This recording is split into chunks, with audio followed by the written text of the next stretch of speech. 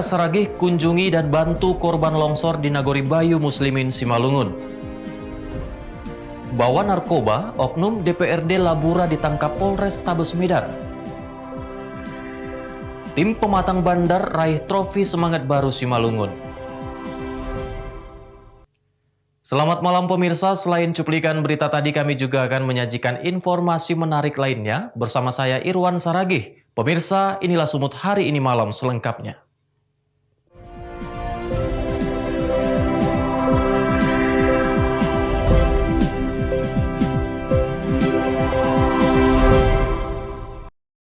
Kita ke informasi pertama pemirsa. Bupati Simalungun JR Saragih bersama sejumlah kepala dinas Pemkab Simalungun kunjungi dan bantu korban longsor di Nagori Bayu Muslimin, Kecamatan Tapian Dolok, Kabupaten Simalungun. Cuaca ekstrim yang terjadi di wilayah Kabupaten Simalungun, Sumatera Utara mengakibatkan bencana tanah longsor di sejumlah titik. Salah satunya di Nagori Bayu Muslimin, Kecamatan Tapian Dolok. Bencana tanah longsor yang terjadi beberapa hari lalu merusak 61 rumah warga.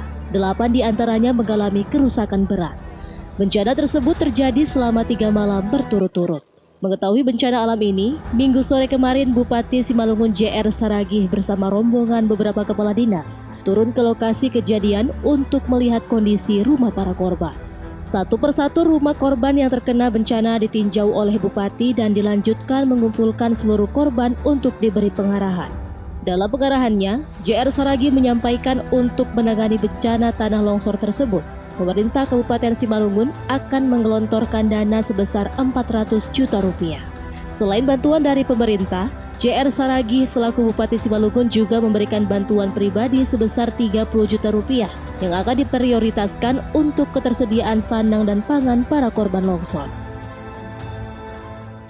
Kita kan pengen masyarakat ini semua cepat menempatin rumah, ya, agar mereka tidak numpang di sana sini, karena kasihan anak-anaknya juga masih kecil-kecil, dan nanti mereka juga akan menurun nanti mental dia. Untuk itu saya sudah mengambil keputusan, saya minta kepada seluruh masyarakat ini bergotong royong bersama TNI dan Polri, dibantu oleh pemerintah daerah anggaran 400 juta untuk menyelesaikan semua rumah-rumah yang ada di sini ini layak ditempatin.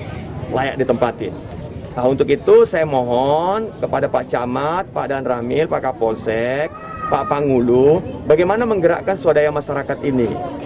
Swadaya masyarakat ini pada prinsipnya yang dibeli itu adalah materialnya, material. Upah kerjanya itu bersama-sama supaya cepat selesai. Harapan kami 15 hari ke depan masyarakat sudah bisa kembali ke rumah-rumah itu. Kami menyiapkan dapur umum sepanjang masyarakat butuh, kita siapkan. Ya, tadi saya pertanyakan apakah butuh kita buat satu titik, nanti saya minta Kadis Sosial untuk menyiapkan dapur umum di tempat ini. Ada himbauan mungkin Pak di rawan bencana seperti ini kepada masyarakat, Pak? Himbauan saya kepada masyarakat, mohon pohon-pohon yang ada di sini jangan ditebang-tebangin dan dirawat. Terus kenalin tanda-tanda bumi, kenalin. Jadi contohnya kalau hujan, curahnya agak tinggi, kita harus peka, karena kita tahu ada satu orang yang korban kakinya sampai patah, kalau saya dengar sampai tertimbun, sehingga untung masih selamat dia. Untuk itu saya minta, dan jangan panik, tidak boleh panik. Jadi ini kan semua musibah, tidak diharapkan oleh manusia. Buktinya ada rumah orang di atas gunung nggak apa-apa kok. Nah, jadi tidak perlu takut, jangan takut. Penanganan bencana tanah longsor yang merusak puluhan rumah warga ini ditargetkan selesai dalam 15 hari kerja dengan perbantuan TNI, pemerintah kabupaten bersama masyarakat. Eko Hendriawan melaporkan untuk Eva Rina TV. Sementara itu pemirsa, 108 rumah di Desa Seibamban, Kabupaten Serdang Bedagai, Sumatera Utara rusak akibat puting beliung disertai hujan deras. Tidak ada korban jiwa dalam peristiwa tersebut, namun sejumlah keluarga yang tertimpa musibah harus mengungsi ke rumah keluarga.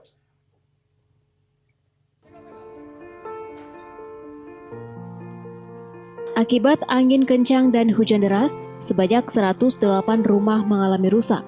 Bahkan ada yang rata dengan tanah. Rumah yang rusak diterjang puting beliung adalah kerusakan di bagian atap, di mana rata-rata seng dan material kayu habis terangkat dan terbang diterpa angin kencang. Angin puting beliung juga mengakibatkan jaringan listrik rusak akibat tertimpa pohon tumbang. Menurut Kepala Desa Sebamban Fadli Lubis, untuk Dusun 15 Kampung Jati Desa Sebamban, terdapat sebanyak 72 rumah dengan rincian rusak berat sebanyak 46 rumah, sedangkan 34 rumah mengalami rusak ringan. Sementara di Dusun Samben Desa Sebamban, terdapat 31 rumah rusak. Untuk di Dusun 15 Kampung Jati ini ada sekitar 72, di mana yang rusak beratnya sekitar 46, yang sedang sekitar 23 dan 11 ringan. Itu termasuk di Dusun Kampung Samben? Ini masih di Dusun 15 Kampung Jati, dan di Dusun 16 Kampung Samben dan Jalan Semut itu ada sekitar 31 rumah. Berarti ada 100-an? 108 sampai saat ini. Tapi kami juga akan mesti menyisir kalaupun ada yang ketinggalan lagi. Saat ini warga bersama pihak BPBD Kabupaten Serdang Bedagai masih melakukan gotong royong untuk membersihkan rumah-rumah yang rusak dihantam angin puting beliung. Pemerintah Kabupaten Serdang Bedagai sendiri saat ini sudah membuka posko bencana di lokasi musibah angin puting beliung tersebut. Abdul Malik melaporkan untuk Evarina TV. Informasi selanjutnya, pemirsa, satu keluarga miskin di Kabupaten Tapanuli Selatan terpaksa pindah ke hutan karena malu menjadi gunjingan tetangga, karena tidak pernah mendapat bantuan apapun dari pemerintah setempat selama masa pandemi COVID-19. Inilah Bubuk Olowandi Pulungan bersama keluarganya. Di pinggiran hutan desa Sipangko, Kecamatan Angkola Muara Tais, Kabupaten Tapanuli Selatan. Sudah 4 bulan terakhir keluarga dengan 2 orang anak ini terpaksa mengungsi ke hutan akibat malu menjadi gunjingan masyarakat di desanya, karena tidak pernah mendapat bantuan apapun dari pemerintah setempat. Di gubuk yang sangat sederhana ini, Bapak Olowandi beserta keluarganya merasa lebih nyaman menjalani hidup, meski tidur hanya beralaskan tikar semata. Sebelumnya, keluarga ini tinggal di desa Sipangko, Kecamatan Angkola Muara Tais, berbaur bersama warga lainnya. Namun, karena terkucilkan dengan tidak pernah diajukan untuk mendapat bantuan, keluarga ini akhirnya memutuskan pindah ke pinggiran hutan. Tidak banyak yang diharapkan keluarga ini dari pemerintah setempat. Mereka hanya meminta pemerintah adil dalam memberikan bantuan kepada warga miskin seperti mereka.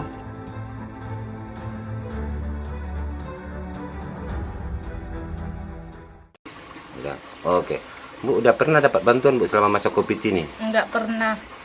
Sudah pernah diajukan, Bu? Udah. Nggak pernah cair ya? Iya. Oh, terus bantuan beras juga nggak pernah dapat? Enggak. Oh, terus Bu, kenapa pindah ke apa ini, ke kebun-kebun sini, Bu?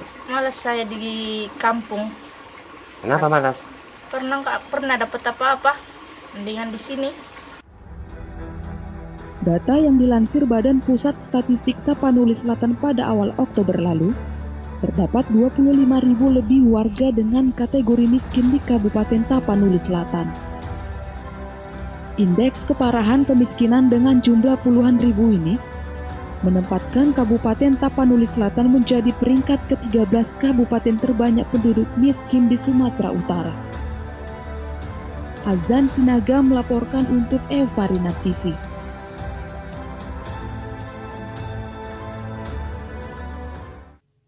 Sumut hari ini masih akan kembali sesaat lagi, tetaplah bersama kami.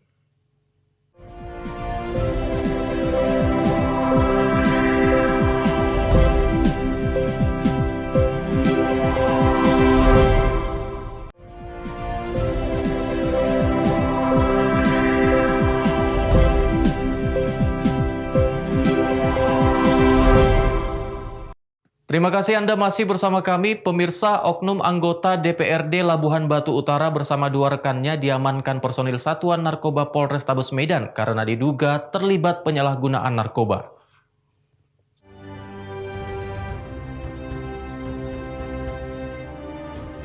Oknum DPRD Labuhan Batu Utara inisial PG bersama 2 rekannya JL dan LR diamankan petugas dari Satuan Narkoba Polrestabes Medan di Jalan Iskandar Muda, Medan pada Jumat lalu.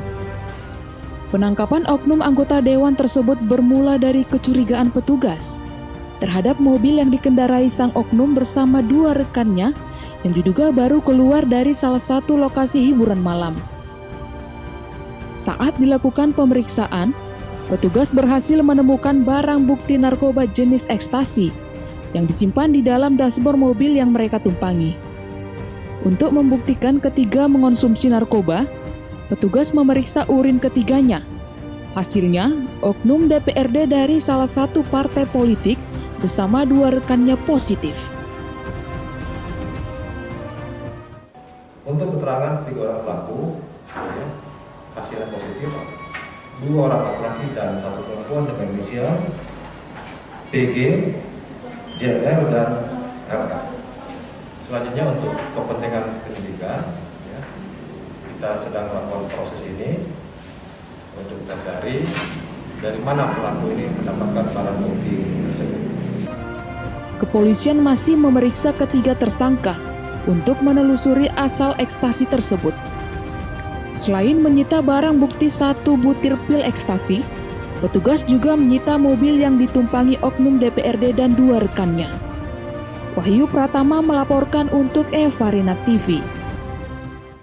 Sementara itu pemirsa, Kejaksaan Negeri Karo menggelar pemusnahan barang bukti tindak pidana periode 4 bulan terakhir. Dari pemusnahan tersebut, 110 perkara tindak pidana narkotika serta 29 tindak pidana perjudian dan umum yang sudah berkekuatan hukum atau inkrah. Kejaksaan Negeri Karo menggelar pemusnahan barang bukti dari hasil tindak pidana di halaman Kejaksaan Negeri Karo. Dari pemusnahan tersebut, untuk tindak pidana narkotika sebanyak 110 perkara, dengan rincian barang bukti sabu seberat 567,46 gram dari 96 perkara. Untuk jenis ganja seberat 1,3 kg dengan 14 perkara.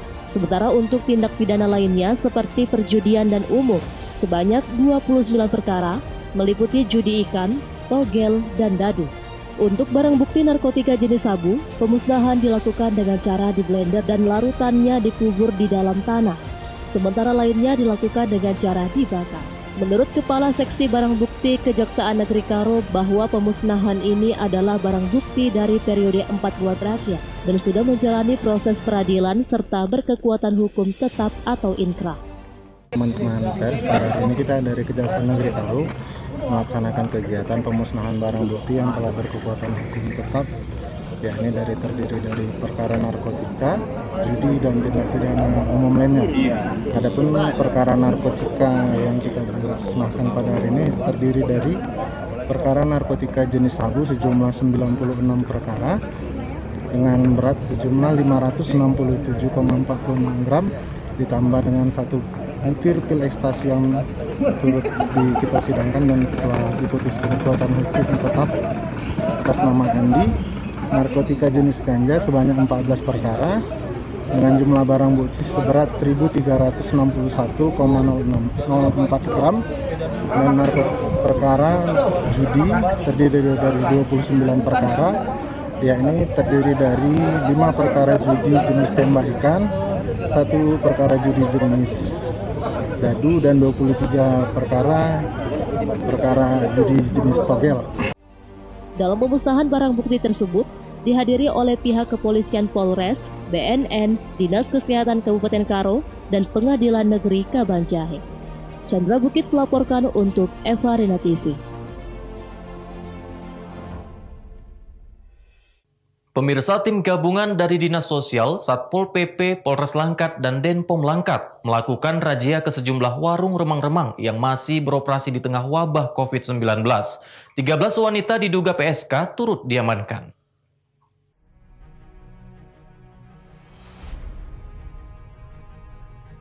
Sejumlah lokasi yang diduga merupakan warung remang-remang didatangi petugas gabungan di beberapa kecamatan di Kabupaten Langkat. Petugas memperingatkan pemilik warung untuk segera menutup warungnya karena menjadi lokasi berkumpulnya warga tanpa mematuhi protokol kesehatan.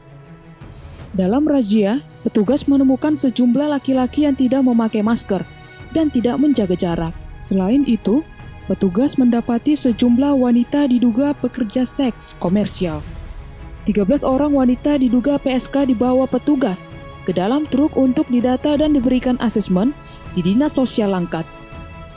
Kadis Sosial Kabupaten Langkat Rina Marpaung menyatakan, razia ini dilakukan untuk mencari lokasi warung remang-remang yang masih beroperasi, yang tidak menerapkan protokol kesehatan dan lokasi yang menjadi sumber penyakit masyarakat.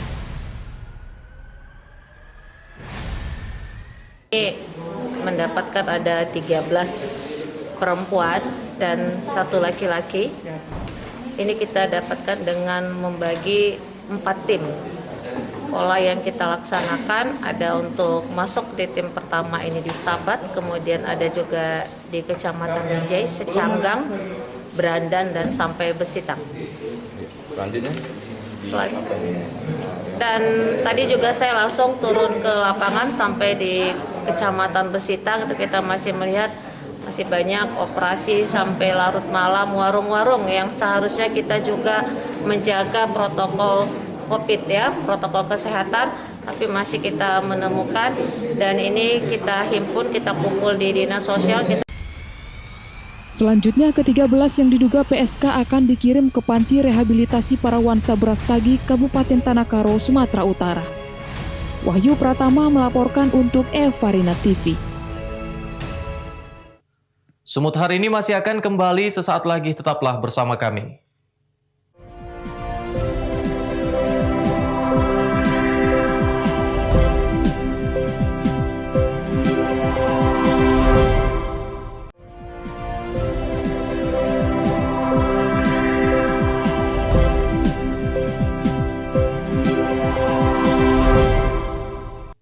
Terima kasih Anda masih bersama kami. Pemirsa, turnamen bola voli memperebutkan trofi Semangat Baru Simalungun resmi ditutup minggu kemarin. Dari 24 tim terbaik se-Kabupaten Simalungun, tim Pematang Bandar meraih juara 1.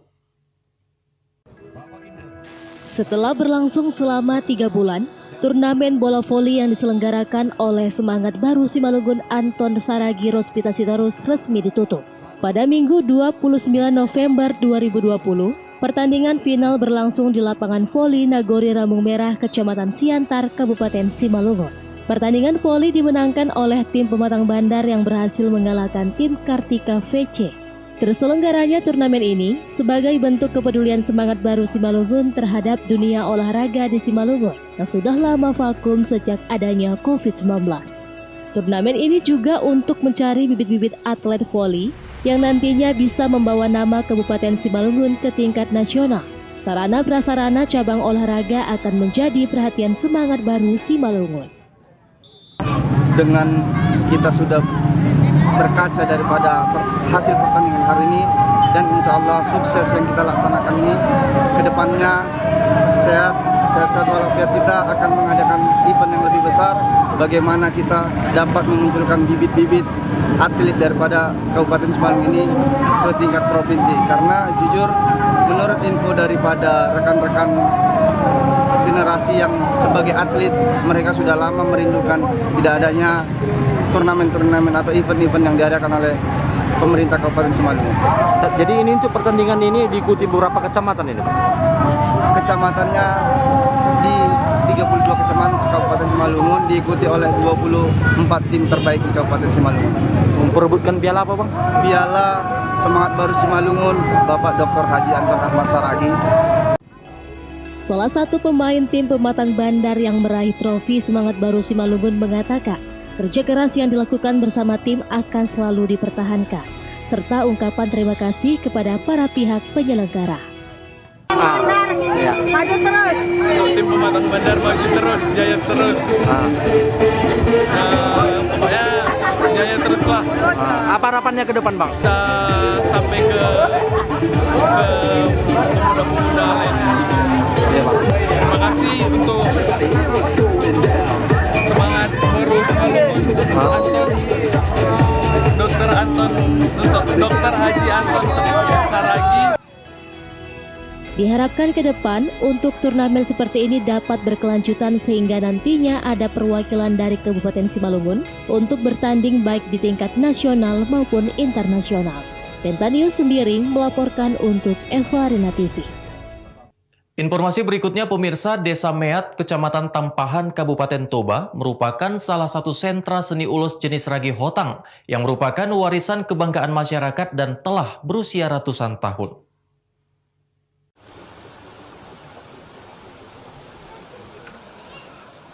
Desa Meat, Kecamatan Tampahan, Kabupaten Toba merupakan salah satu sentra pembuatan ulos atau kain tradisional khas suku Batak. Salah satu ulos yang dihasilkan di desa ini adalah ragi hotang atau ulos yang diberikan kepada sepasang pengantin yang sedang melaksanakan pesta adat yang disebut dengan nama ulos hela. Pemberian ulos hela bermakna orang tua pengantin perempuan telah menyetujui putrinya dinikahi oleh laki-laki yang telah disebut sebagai hela atau menantu. Bagi masyarakat Desa Meat yang 70% merupakan penenun, ulos menjadi simbol penerimaan sekaligus penurunan nilai-nilai dalam adat Batak. Selain mampu membuat ulos ragi hotang, masyarakat di Desa Meat juga bisa membuat jenis kain lainnya, yaitu kain sarung tarutung dengan harga 600.000 hingga jutaan rupiah. Ulos tersebut biasa dijual atau dipasarkan di pusat perbelanjaan yang ada di Kecamatan Balige, Kabupaten Toba. Kerjain ulos ragi hotang, bikin adat. Kalau ada yang nikah, itu dipakai. Kalau ada orang meninggal, ini dipakai. Meninggal 50 ke atas. Kalau 50 ke bawah nggak bisa. Sudah berapa lama? Gitulah tradisi Batak. Ini namanya sarung tarutung. Kami pasarkan ke pasar. Banyak juga yang pembeli. Terus kami juga bisa menenun ulos ragi hotang gitu. Saya bertenun kira-kira 20 tahun. Sementara itu, Ketua Adat Desa Meat, Guntur Sianipar, menjelaskan asal-usul pembuatan ulos ragi hotang awalnya berasal dari desa ini dan sudah berlangsung ratusan tahun dan kini sudah dipasarkan hingga ke mancanegara. Baiklah, yang bisa saya ceritakan, ya memang inilah sebagai asal-usul ulos ragi hotang yang ada di Meat ini. Sudah berlangsung berapa lama dan ini biasanya dipasarkan kemana saja, Pak? Ya, ini dipasarkan sampai ke mancanegara. Bahkan ada khususnya orang Batak yang ada di Indonesia ini yang sudah mengenal ini ulos ragi hotang sebagai ulos hela. Ya, itu fungsinya sebagai ulos pemberian dari orang tua kepada anak perempuannya apabila sudah menikah. Mengulosi adalah suatu kegiatan adat yang sangat penting bagi orang Batak seperti upacara pernikahan, kelahiran, dan duka cita. Nenek moyang orang Batak menyebut salah satu unsur yang memberikan kehidupan bagi tubuh manusia adalah kehangatan. Mengingat orang Batak dahulu memilih hidup di dataran tinggi dengan suhu yang dingin. Dari Kabupaten Toba, Sumatera Utara, Doni Aditra, Kantor Berita Antara, mewartakan. Pemirsa, demikianlah rangkaian informasi dalam Sumut hari ini malam. Saya Irwan Saragih mewakili kerabat kerja yang bertugas pamit undur diri dari hadapan Anda. Terima kasih dan sampai jumpa.